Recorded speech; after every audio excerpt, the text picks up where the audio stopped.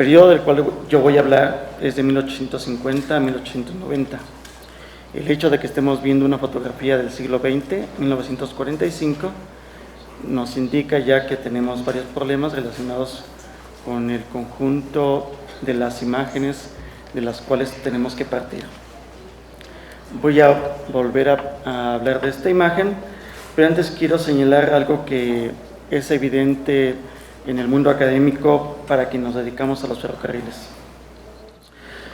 En primer lugar, que los trabajos más importantes que acerca del crecimiento de la red ferroviaria, así como las implicaciones de este fenómeno en la vida económica y social de México en el siglo XIX, han prescindido en general de imágenes para construir sus explicaciones históricas. En 30 años de investigación entre historiadores de la economía, independientemente de las posturas teóricas, existen dos puntos de acuerdo.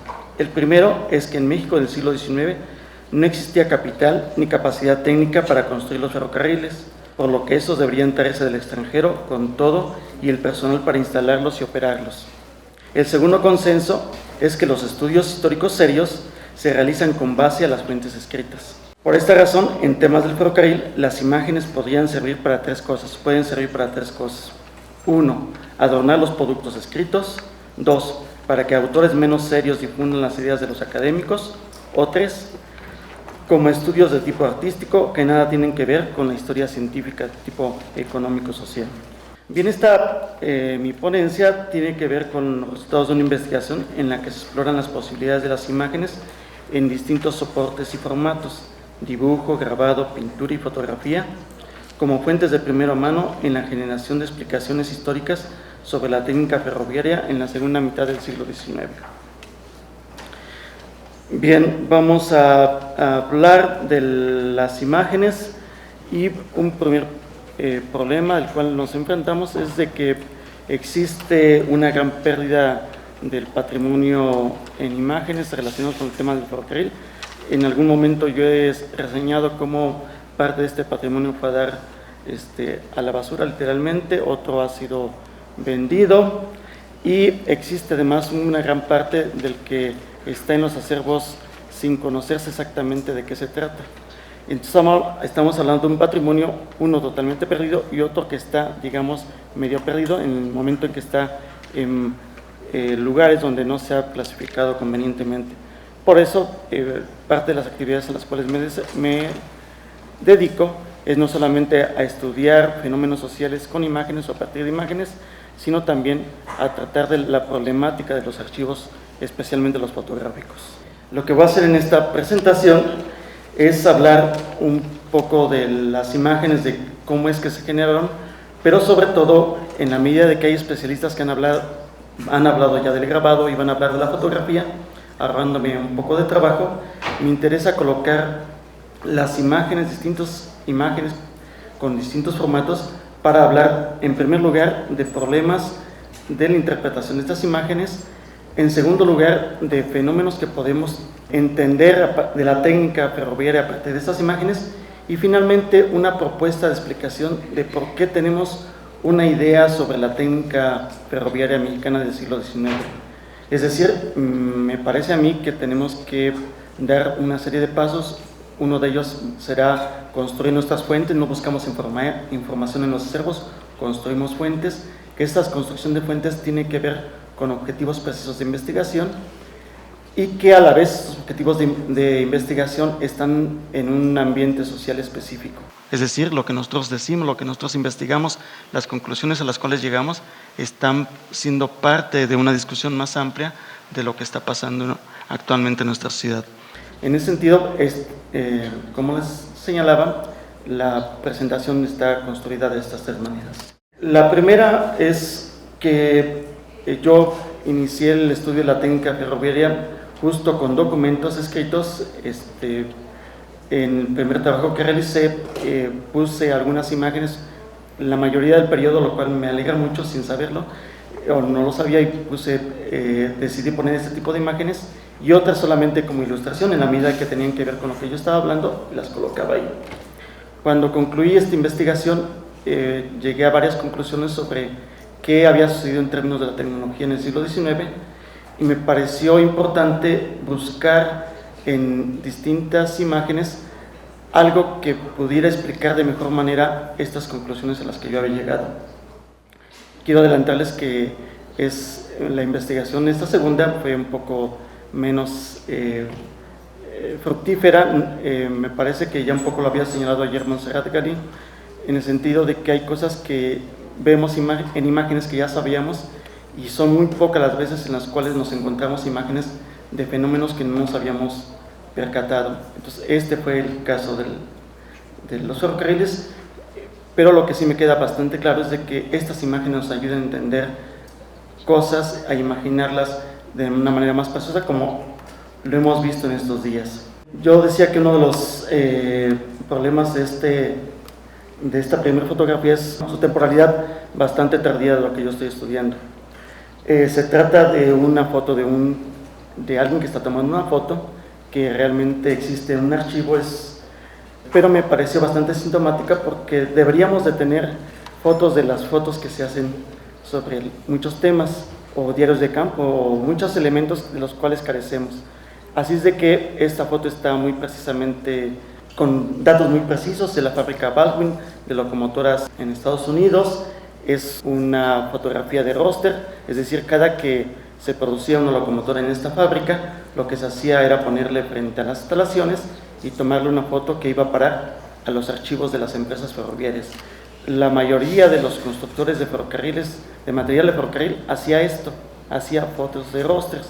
Y todavía hoy podemos acceder a estas fotografías diciéndole a estas compañías que necesitamos material, por ejemplo, de México, por ejemplo, de Yucatán, de los Ferrocarriles Unidos Yucatán, y podrían proporcionarnos la foto que tomaron estas personas en ese año. Siempre he iniciado mis presentaciones planteando que uno de los principales trabajos es la crítica historiográfica, plantear cómo se han usado estas imágenes por otras personas y tratar de resituarlos en un contexto producto de una investigación histórica. He elegido siempre casos mexicanos, pero ahora me alegra mucho que en un libro de ferrocarriles de Francia encontremos esta imagen referida al puente de Santa Cruz, la compañía de Puebla, y que en realidad se trata de una fotografía muy antigua, alrededor de 1870, de un puente situado en Tlaxcala, del ferrocarril mexicano.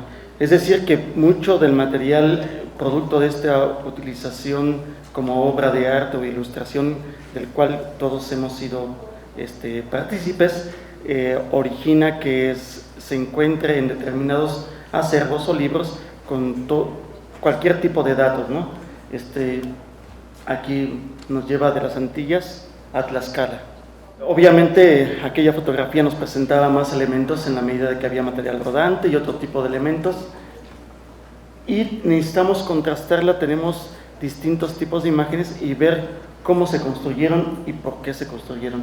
Esta es parte de una serie muy grande, construida entre 1872 y 1875, de un fotógrafo francés, Abriquet, editada en México por Julio Michaud, de este ferrocarril mexicano. Pero como ya se ha dicho, las fotografías circularon con menor proliferación que los grabados.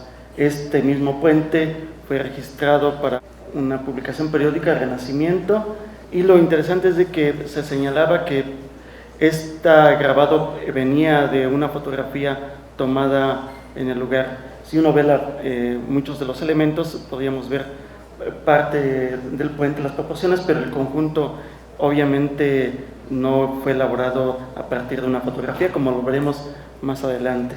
Si alguien quisiera entender a partir del grabado, que muchas veces lo hemos hecho, cuál es la situación del equipo ferroviario, obviamente no podemos hacerle caso a este grabado porque es dentro de un puente realista que tiene las figuras, las imágenes, las proporciones, nos presenta un tren obviamente con un dibujo bastante elemental. Ya ayer Fausto Ramírez nos hablaba de las litografías que se construyeron a partir de fotografías de la historia del ferrocarril mexicano, este título inmenso que se hizo alrededor de 1874-75, y lo interesante es que, Fausto Ramírez hizo un trabajo de análisis sobre este trabajo y la comparación con el otro de 1837 que también nos mencionaba. Lo interesante es cómo al pasar al grabado, que es obviamente existen muchas imágenes de este grabado y pocas de las fotografías que les dieron origen. Y pongan atención a este personaje, en estos personajes de aquí y en esta ropa tenida. La idea de que muchos de los imágenes que se construyeron en grabado sobre distintos temas a partir de fotografías reproducen fielmente, incluso cambian muchos de los elementos que tenía la fotografía, obviamente quitan personajes, la hacen más clara, podríamos decir, más simple para ver, pero también cambian las actitudes de muchas personas, transformando de gente que posa para la fotografía en tipos populares que trabajan y que podemos relacionarlos con otra tradición de las artes. Este libro, este es un dibujo preparatorio para este gran trabajo del álbum del ferrocarril mexicano. No se convirtió en litografía. Ayer nos explicaba Fausto Ramírez de cómo se hicieron muchos dibujos en distintos lugares para después hacer acuarelas, algún tipo de levantamientos en color y finalmente convertir esto en litografías.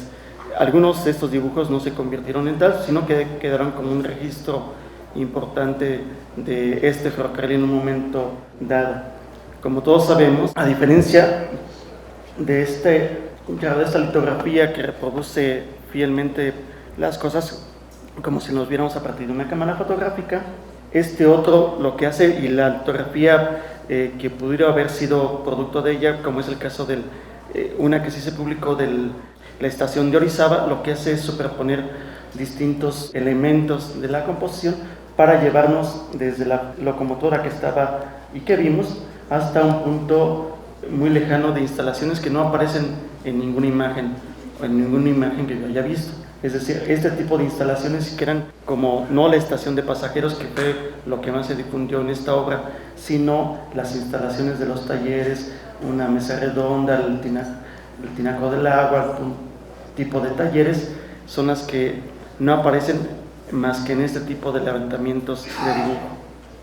Así es de que si esas representaciones realistas, tanto de la fotografía como del grabado, nos parecen interesantes, a muchas personas este dibujo les parece mucho más seductor en la medida de que da elementos de la organización del ferrocarril más allá de la estación de pasajeros. Siempre se han realizado, esto es algo que se hizo para una exposición reciente, pero para entender esto de las locomotoras uno ve y dice locomotora y la evolución y la transformación de las locomotoras, más o menos eso está un poco exagerado, pero es lo que serían las locomotoras entre 1820 hasta 1873. Vamos a ver muchas de este tipo de locomotoras y que representarían transformaciones tecnológicas y obviamente de potencia a locomotoras más grandes, más pesadas, mayor capacidad de generación de vapor, por lo tanto mayor potencia. Entonces, pero vamos a hablar de algunas cosas. Yo le voy a hablar de las locomotoras 440, 280, 66060, y lo que se refiere es el tipo de ruedas. Esto es interesante porque uno ve fotografía y tendría que tener, sobre todo en archivos fotográficos o gente que va a poner en acceso a estas imágenes, decir que si hay locomotoras, no quedarse en el genérico, sino tratar de hablar de estas tipologías y pensar si hay una implicación en tener un tipo u otro tipo de locomotoras en una imagen. Bien, este es un grabado publicado, bastante ingenuo. Vamos a hablar de este lugar del Tajo de Nochistongo. Esta locomotora es de las primeras, bueno, es un dibujo de las primeras que existieron. Obviamente esto no es nada real, ni el elemento, ni el paisaje, ni el material rodante, y esto es lo que se da a poner como este es el lugar importante del Tajo de Nochistongo del ferrocarril central.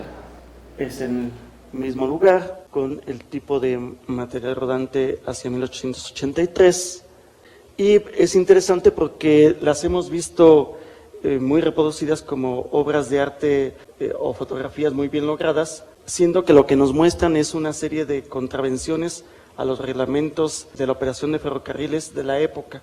Es decir, es como si ahorita tomáramos una fotografía de alguien que seguramente con mi exposición va a estar durmiendo y lo mostráramos mañana en el periódico como diciendo, Este es lo importante del seminario al que ayer estuvimos asistiendo. Entonces lo que vemos ahí es una imagen bien compuesta, con una serie de elementos de la naturaleza, del equipo ferroviario, pero en realidad lo que estamos viendo es una serie de problemas de esta compañía del Ferrocarril Central y que nadie se ha parado a comentarlas. Bueno, esta es otra fotografía del mismo lugar. Sería interesante que todos los que habláramos de los ferrocarriles y quisiéramos incorporar este tipo de imágenes, aparte de ver la composición plástica de los fotógrafos, viéramos un conjunto de elementos que están presentes en la imagen.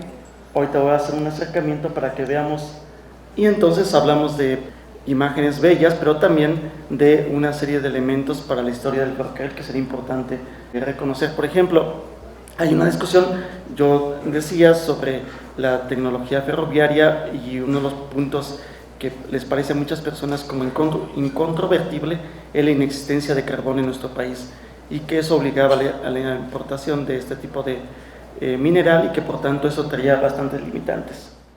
Existen muchas imágenes donde podemos ver cómo estas locomotoras, que son las que tradicionalmente, estas chimeneas, que son las que tradicionalmente tienen las locomotoras, se les hace una serie de añadidos para poder quemar leña. Y que entonces el problema de la tecnología no tiene que ver, está relacionado con las fuentes de energía. No es lo mismo quemar carbón mineral que carbón que leña, obviamente, pero la tecnología y el desarrollo de instrumentos, incluso creados en los propios talleres nacionales, hacía posible que este tipo de máquinas perfeccionadas con tecnología pudieran emplear un tipo de material para quemar, más primitivo. Entonces vemos este tipo de chimeneas y nos deberíamos de preguntar, entonces, cada que vemos este tipo de locomotoras, ¿por qué tienen este tipo de implementos? Y bueno, aquí la explicación es más que evidente. Entonces volvemos a hacer un acercamiento. Son dos imágenes distintas. Si hubiéramos podido hacer esta primera foto de las fotos que están tomando, veríamos que muchos de los artistas tenían varias cámaras para operarlas en determinados momentos, y entonces tal vez teníamos, en vez de ese primer persona que tomaba una foto, a distintos operarios situados en un punto tomando la misma foto. Este es un acercamiento, y entonces hay una gran discusión sobre la mecanización del trabajo de los ferrocarriles, y que por tanto la inexistencia de grandes talleres que trabajaran la madera hacía imposible, obviamente, los ferrocarriles. Vemos, y que este es de los ferrocarriles más ricos, el Ferrocarril Central, y que siempre se le ha comparado como algo igualable a los ferrocarriles extranjeros, y vemos el tipo de material y cómo está construido los durmientes. Esto no es ninguna mecanización, esto se hacía a chuela. Hay muchas imágenes de cómo se construían los operarios, campesinos o trabajadores del bosque hacían este tipo de trabajo y no se requería de maquinización.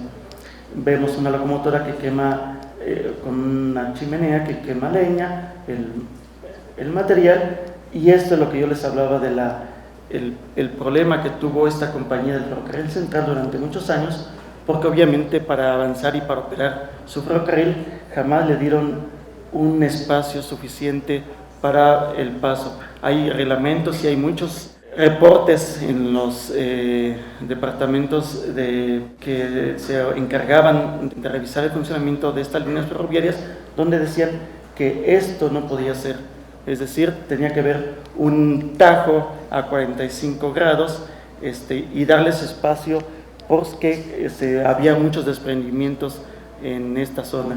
Entonces, insisto, esta imagen que ha sido hiperpublicada, en realidad, y diciendo que las proezas de la ingeniería en el caso de México, producto de la concurrencia de extranjeros, lo que estamos viendo es una serie de empleo de materiales tradicionales, de energía tradicional y de contravenciones a lo que serían las leyes del funcionamiento de los ferrocarriles en ese momento. Así de que pasamos de imágenes totalmente que son muy elementales en su factura, pero que servían para difundir los lugares por donde pasaba el ferrocarril, a descripciones casi siempre artísticas que han aparecido en los libros sobre este tipo de vehículos, a tratar de analizar en cada una de sus partes, porque hay los manuales que dicen un ferrocarril tiene las siguientes partes, tiene una estructura, una superestructura, un material rodante, distintos tipos de material rodante, de locomoción, de arrastre. Podríamos hacer un análisis de estas fotografías, de cada una de las fotografías, aplicando estas partes que nos recomiendan los manuales de ingeniería en distintos momentos.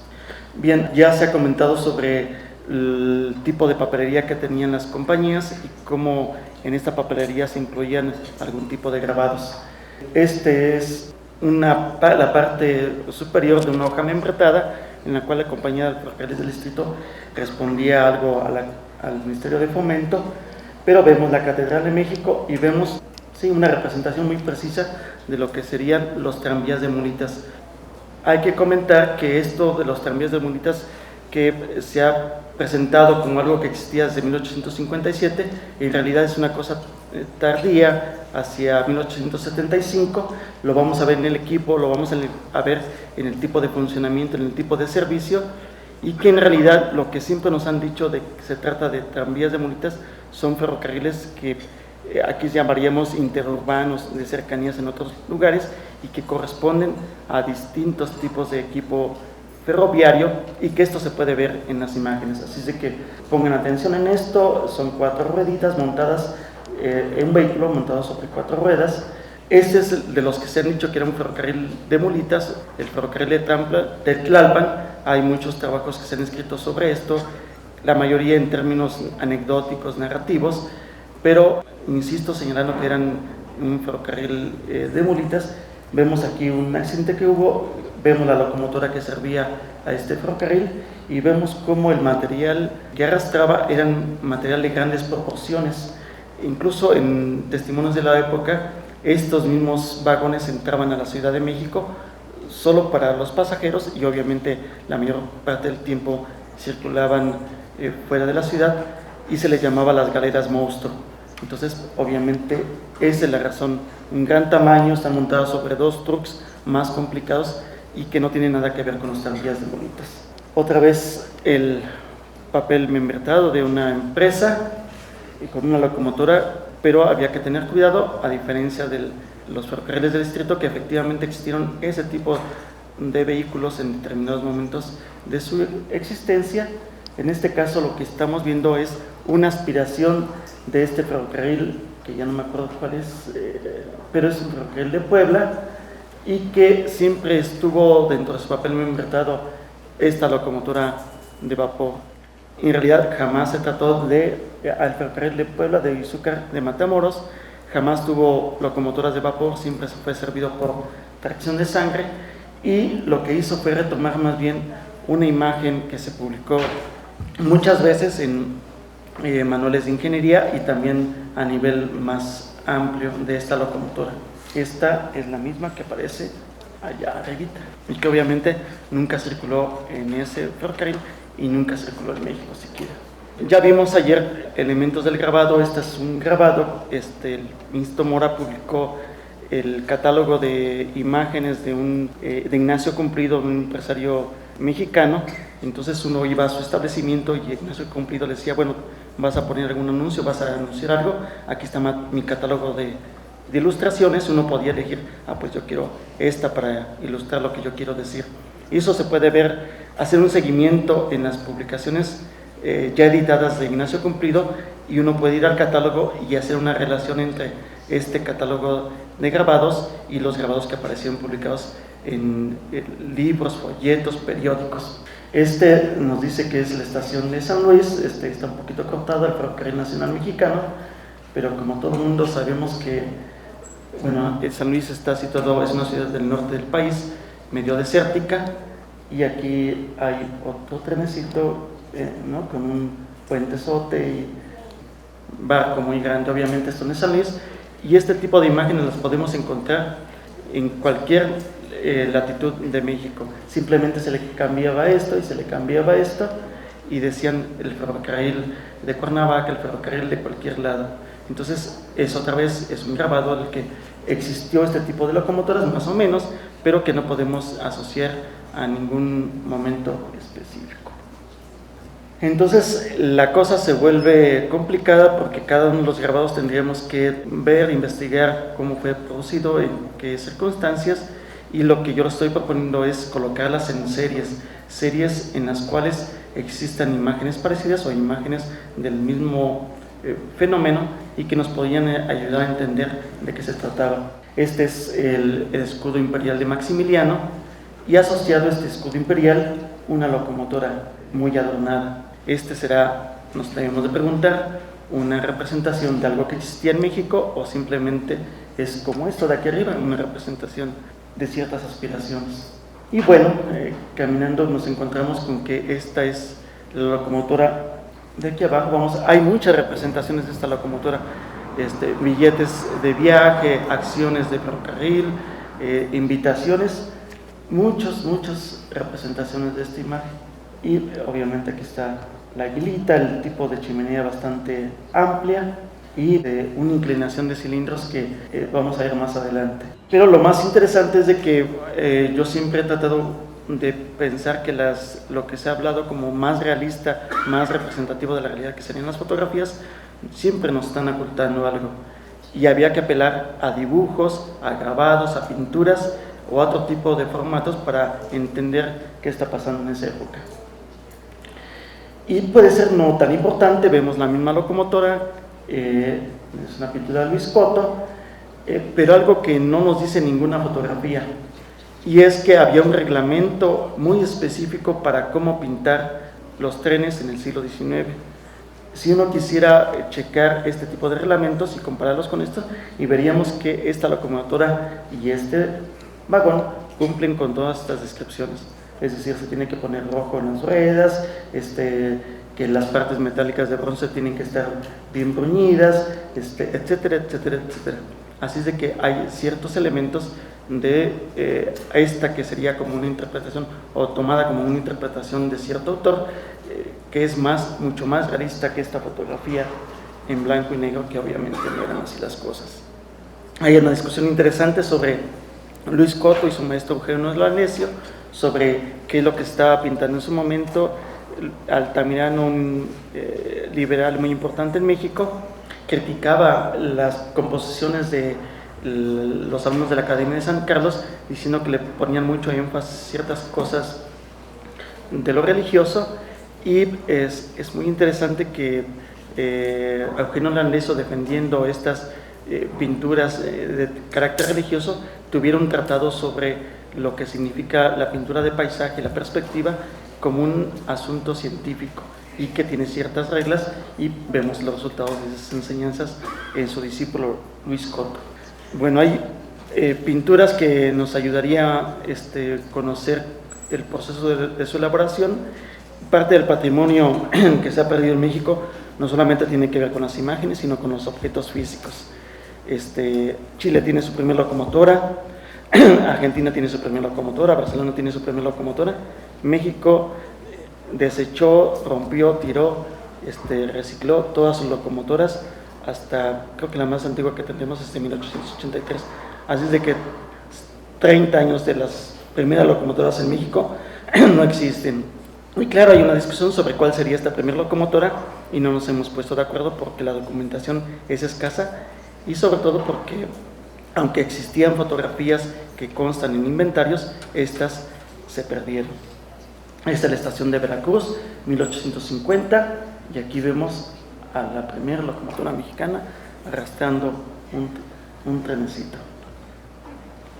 Hay un punto de vista de que de este tipo sería la locomotora, una 4-2-0, es decir, una carretilla de arrastre, dos ruedas que van a dar el movimiento y 0 rueditas aquí.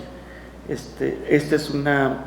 se conservan muchos dibujos de ingenieros o de estudiantes de ingeniería que hacia 1857 eran ingenieros arquitectos, y como parte de sus actividades en la escuela tenían que hacer reportes de cosas que las mandaban al extranjero, los mandaban a fábrica, los mandaban a ingenios, los mandaban a distintas instalaciones industriales para que realizaran dibujos y reportes por escrito. Entonces podía ser, pero afortunadamente nos encontramos, en el Museo de los Ferrocarriles en Puebla, el descendiente de uno de los ingenieros más importantes de la primera época de los ferrocarriles en México, donó su archivo, y lo que estamos viendo es el cuaderno escolar de este ingeniero cuando estudiaba en Francia.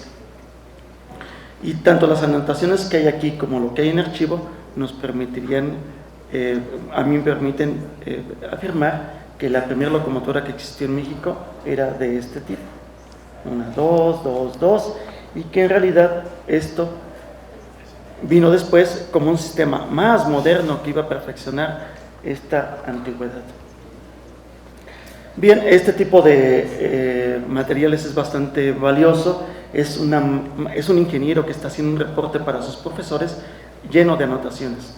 En una parte de este cuaderno vienen, obviamente, uno de los elementos más importantes, el cilindro, y vienen dibujos muy detallados de cómo funcionaba, qué materiales, etcétera, etcétera, etcétera, y que obviamente esto les permitía a estas personas que se formaban hacer reparaciones y en algunos casos construir cosas, que es lo que contradeciría un poco la historiografía actual de los ferrocarriles en México.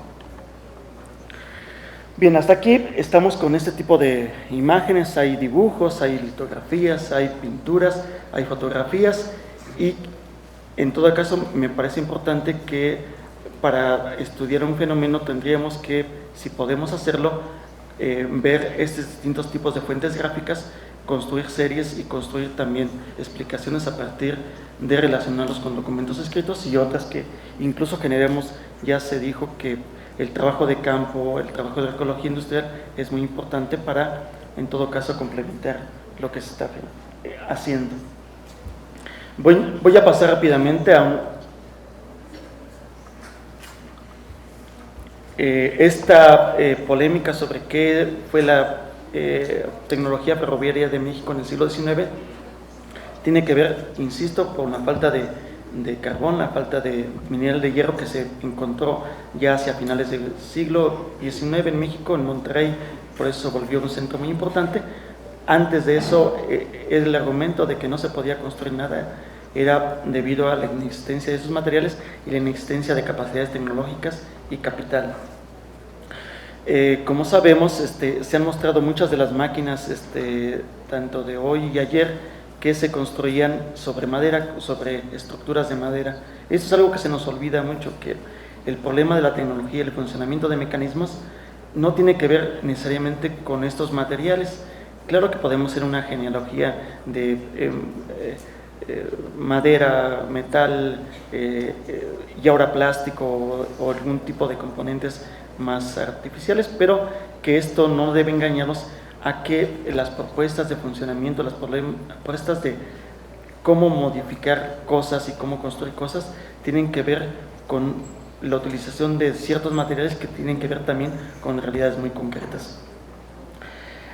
Digo todo esto porque la mayoría de las fotografías del ferrocarril en México, de las pinturas y de las litografías, es decir, la mayoría de producción gráfica que tenemos, no está reportando este tipo de puentes de madera que se desarrollaron a granel en sus inicios.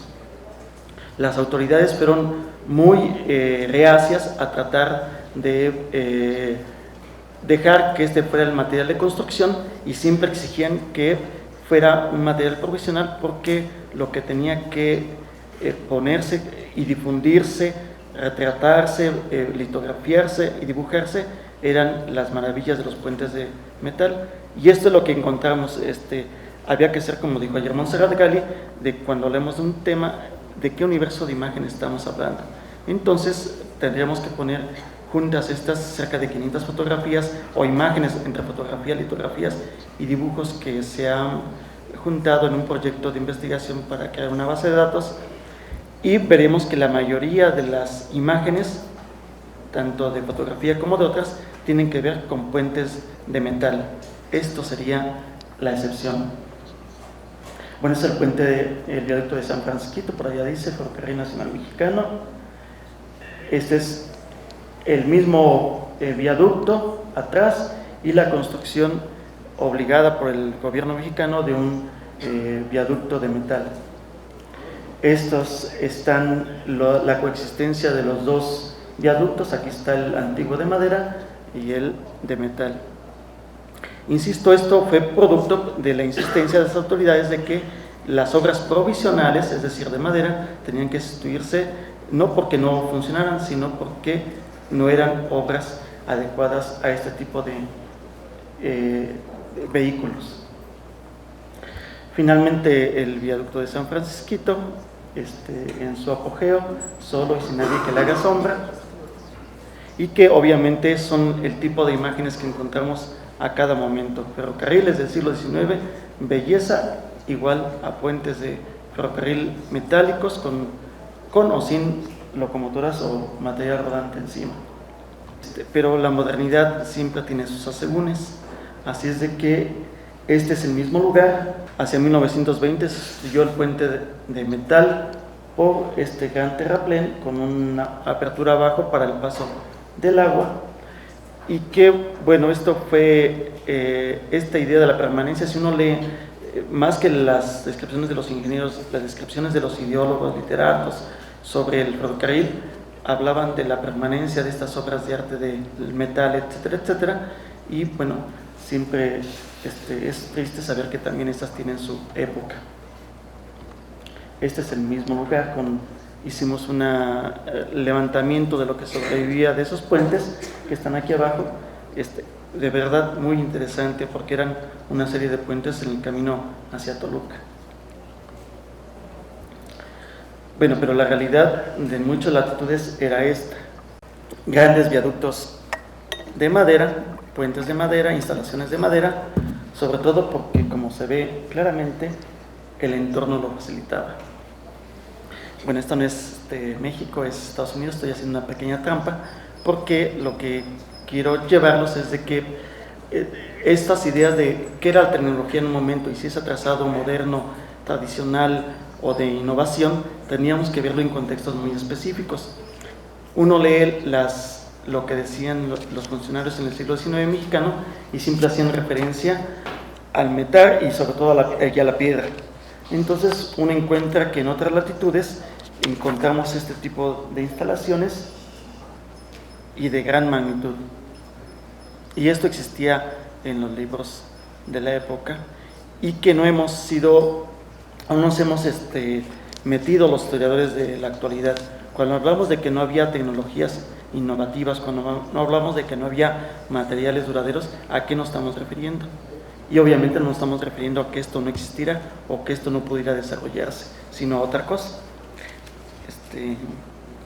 Sí, yo ando bien, ¿verdad? ¿De tiempo?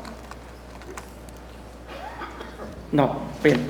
Tengo les había traído un testimonio de un ingeniero que hacia 1886 le habían dicho que informara sobre ciertos puentes en el norte de la República, y él, aburrido, dice: está bien, voy a decir una descripción de los puentes, es la misma que existe en distintos puertos de la República, y es una descripción exactamente de esto.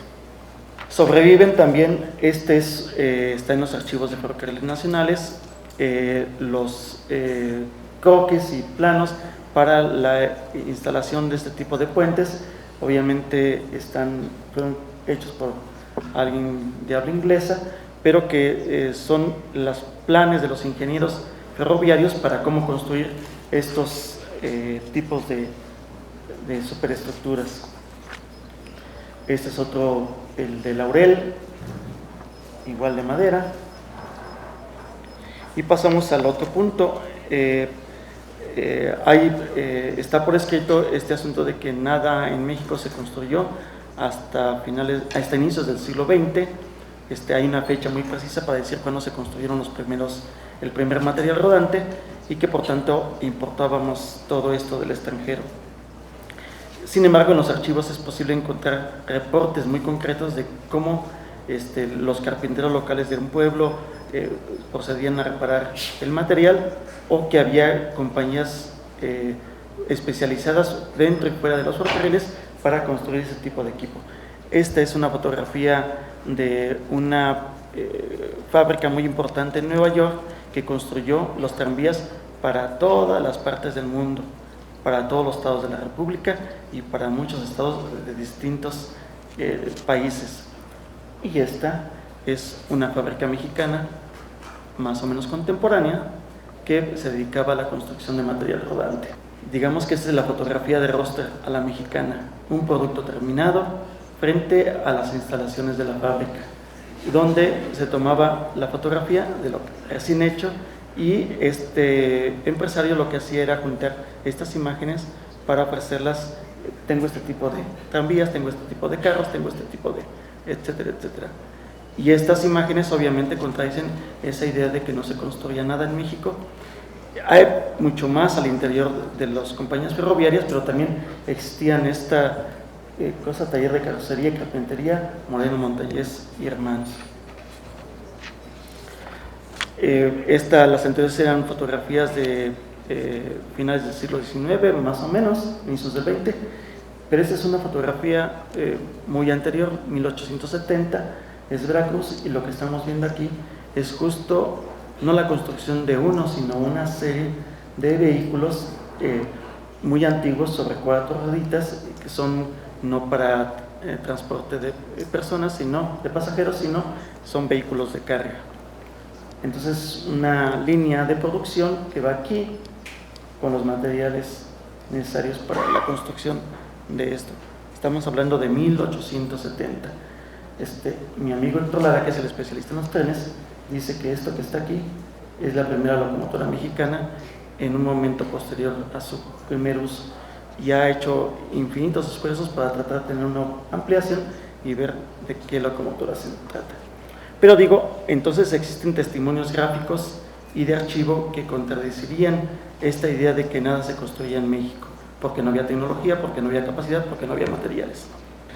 Bien, lo que yo les señalaba acerca de las fuentes de energía no era algo aislado, sino algo que se desarrolló. Este es el ferrocarril más importante hacia 1873, algunos dicen el único ferrocarril. Estas locomotoras Fairless son de 2 calderas, tienen 2 chimeneas, 2 sistemas para remontar esta pendiente que nos decía ayer Fausto Ramírez, de que ir de la ciudad de Veracruz a la Ciudad de México teníamos que pasar por pendientes de hasta 4.5%. Entonces, para hacerlo, las únicas que podían hacerlo con carga eran estas locomotoras, y vemos aquí la masividad del uso de la madera como fuente de energía, importantísimo ferrocarril. Bien, ya hablaremos un poco de las tradiciones de la construcción de imágenes. Esta es una imagen del personal del ferrocarril, pero con muchas reminiscencias de lo que serían los tipos. Es decir, las personas aparecen con los instrumentos que les son adecuados a su función. Carpinteros, un carpintero con su serrote, mecánicos, aceitadores. Lo que estamos hablando aquí es como de tradiciones en la construcción de las imágenes, pero que solamente es una pequeña trampa para decir que la tradición que persistió y persiste en el imaginario del ferrocarril mexicano es esto: el puente de Metlac, y que esto es lo que nos ha impedido un poco entender qué es el ferrocarril, qué tipo de materiales se necesitan y qué tendríamos que hacer para entender este problema de la tecnología y su relación con la ciencia. Frente a las múltiples imágenes fotográficas, todas iguales, todas la naturaleza, todas el gran ingenio, me parece que esta es una imagen que da mejor cuenta de lo que pasaba en determinado momento en esta sociedad. Los ferrocarriles y las obras de artes gastan los recursos de la nación, sirven para borrar constituciones, benefician a la élite y la patria con el alma despedazada. El problema de los capitales también está presente en una serie de imágenes. Es bien sabido que hoy, como hace 100 años, los grandes propietarios mexicanos son inmensamente ricos y siempre hablamos de falta de recursos. Y bueno, aquí está una expresión de esto de el mundo al revés. Mientras los capitales mexicanos se colocaban y los grandes miembros de la élite en México eran ricos y poseían palacios y poseían acciones en todas las empresas ferroviarias de Europa se traía capital para construir los ferrocarriles en México, aún incluso en épocas de la guerra. Bien, rápidamente quiero terminar diciendo que hemos tenido una imagen mental de estos generadores de imágenes que podía ser esto: un arriesgado fotógrafo, aquí el título es Las dificultades de la fotografía, que en su empresa de conseguir una imagen hace este tipo de malabares. Tenemos que sacudirnos un poco a esto para entender que muchos de los trabajos que se hacían tenían que ver con otro tipo de personas y que en realidad los fotógrafos como este que viene aquí encima eran miembros de la élite con un punto de vista muy específico, con una idea de lo que se había que gestar, de lo que había que promocionar, muy ligado a los intereses de la élite. Me parece que entonces estos grandes testimonios que estamos buscando y estas alabanzas que le dedicamos a los viajeros, fotógrafos y grandes artistas tenían que matizarse, tomando en cuenta que siempre tienen un punto de vista muy ligado a esta élite que generó una idea de lo que era México en términos de tecnología y que nos sigue pesando en la actualidad a los historiadores de hoy. Muchas gracias.